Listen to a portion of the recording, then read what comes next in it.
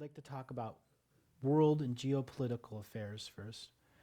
When I look at the world and I try to see where we're going as a frequency-specific species, I back away from the planet visually and I see the whole planet as a sphere, and I look at the equator line.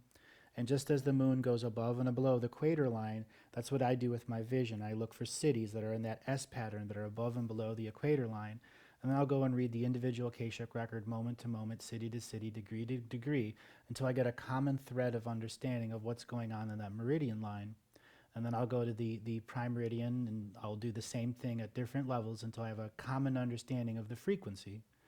Currently, there's about 1,500 separate local realities that are existing on our world. So think of a big camouflage pattern, and no part of one pattern touches the other pattern. They all have individual borders. 8 years ago, we were a single disunity joined reality. So that means everyone shared reality rules. We have 1,500 different realities now. And that is what happened to Malaysian Flight 307.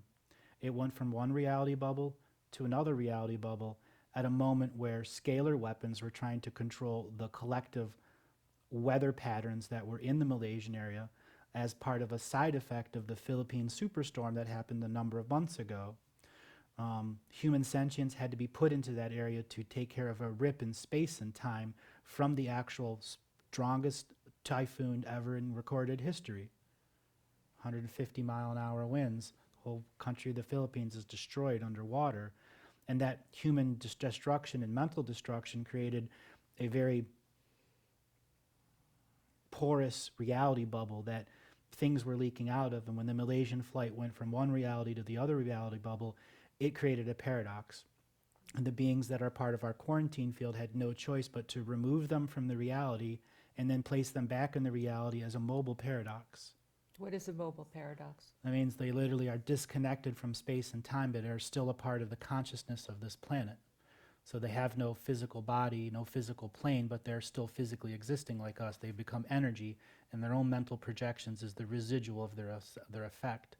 They're inside an airplane, repeating time. They're taking off, getting to the point where they cross the reality bubble, start over.